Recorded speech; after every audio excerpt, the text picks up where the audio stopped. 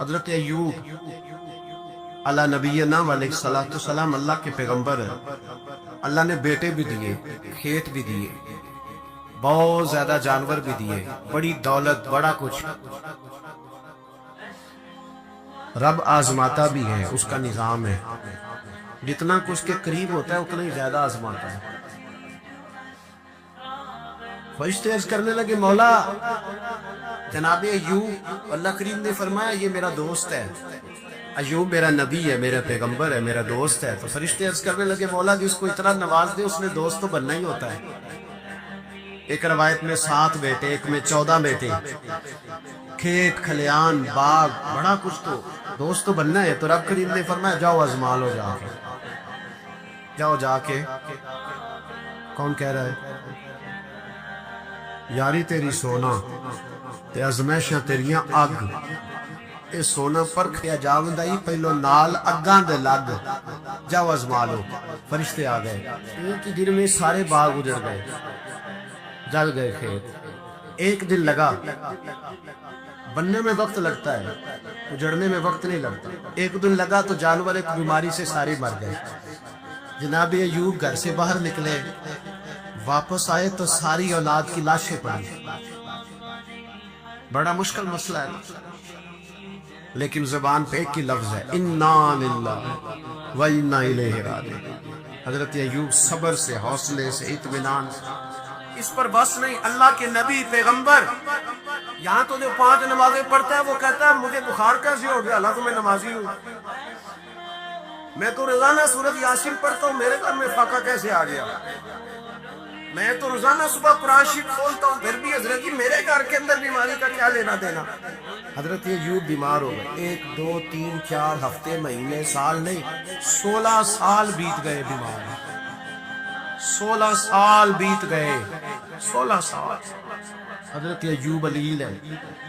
ایک دن زوجہ قریب آئی تو کہنے لگی آپ اللہ کے نبی ہیں، آپ جو بھی دعا کریں مالک قبول فرما لیتا ہے، دعا کریں آپ کو شفا دے دے. جناب ایوب فرمانے لگے ایک بات تو بتاؤ، شفا کتنے دن رہی ہے؟ کہنے لگی 7 سال.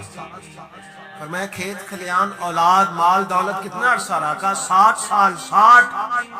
آپ فرمانے لگے بیماری کو کتنے سال ہوئے؟ کہا 16 سال. فرمانے لگے ذرا مجھے تکلیفیں اور بیماریوں کو بھی 60 سال ہو لینے دے، پھر دعا بھی مانگ لوں گا. تو برابر تو ہو لے، ابھی تو صرف 16 ہوئے، 60 ہو لے، دعا مانگ لو. اور فرمانے لگے دعا مانگنی چاہیے پر میرے رب کو پتہ ہے ایوب کس حال میں ہے. بس زبان پہ یہ لفظ آئے تو اللہ نے فرشتوں سے فرمایا تم نے جانچ لیا ہے لیبلوکم ایکم احسن عملا، پتہ چل گیا؟ کہ مولا چل گیا. فرمایا جاؤ اب میرے بندے کو نواز دو. بس مالک نے نیاز ہے نا.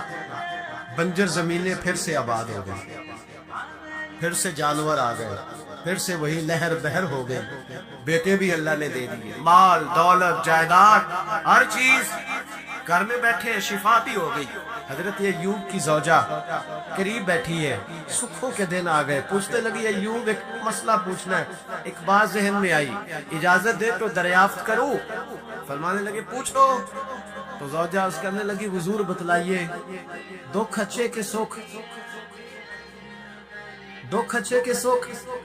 جناب ایوب فرمانے لگے دل سارے اللہ کے، دن سارے اللہ، دکھی رکھے تب بھی مہربانی، دکھی رکھے تب بھی فضل اسی کے ہیں. پر اگر میرے دل کا حال پوچھے نا تو دکھ بڑے اچھے تھے، بڑے اچھے تھے وہ دکھ.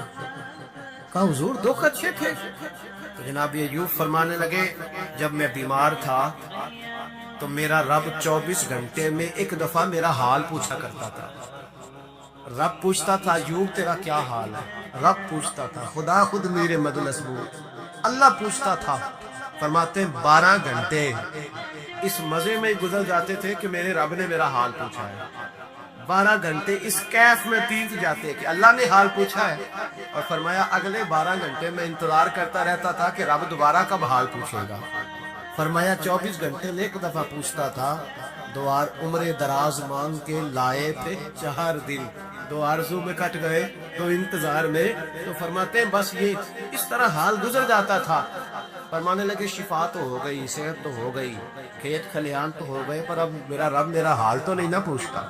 حضرت یونس علی نبینا علیہ السلام نے ایک دن حضرت جبریل امین ملنے آئے تو جناب یونس علیہ السلام کہنے لگے اے جبریل، اللہ کے نیک بندوں میں جو اللہ کو اس وقت سب سے زیادہ پسند ہے نبیوں کے بعد، رجوع کرنا بات کا، جو سب سے زیادہ اللہ کو پسند ہے نبیوں کے بعد ولیوں میں، اور سب سے زیادہ اللہ جس کو اللہ کی بارگاہ میں عبادت گزار لکھا جاتا ہے، میری اس بندے سے ملاقات کرنا۔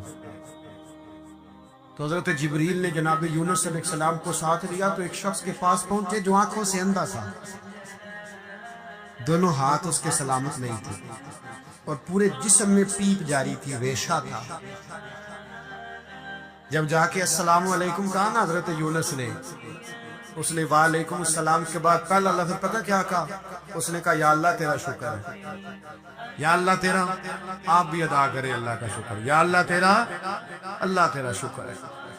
حضرت یونس علیہ السلام کہنے لگے تو شروع سے اس طرح کا ہے، نابینا بھی اور ہاتھوں سے معذور بھی اور سارا جسم شروع سے؟ تو بڑے ہی خوبصورت لفظ اس بیمار نے کہے، کہنے لگے نہیں حضور، میں بالکل ٹھیک ٹھاک تھا، جب تک میرے رب نے چاہا کہ یہ دنیا کو دیکھے تو تب تک اس نے مجھے آنکھیں دی، اور جب اس نے چاہا کہ اب اس کا دیکھنا بہتر نہیں تو اس نے واپس لے لی۔ تو یا اللہ تیرا شکر ہے، اللہ تیرا شکر ہے۔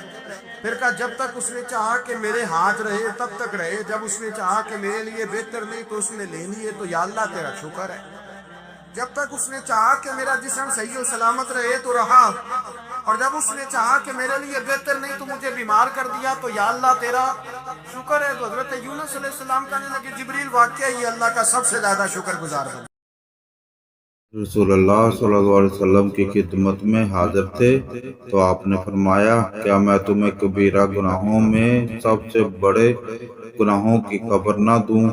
آپ نے یہ 3 بار کہا، پھر فرمایا اللہ تعالیٰ کے ساتھ شرک کرنا، والدین کی نافرمانی کرنا اور جھوٹی گواہی دینا۔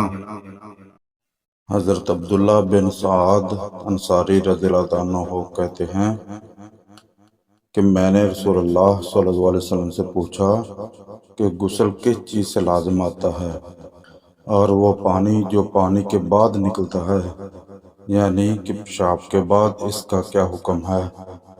آپ نے فرمایا یہ مزی ہوتی ہے اور ہر نر کی مزی نکلتی ہے، تو اس سے اپنی شرمگاہ اور خصیتین کو دھو لیا کر اور وضو کر لیا کر، جیسے کہ نماز کے لیے کیا جاتا ہے۔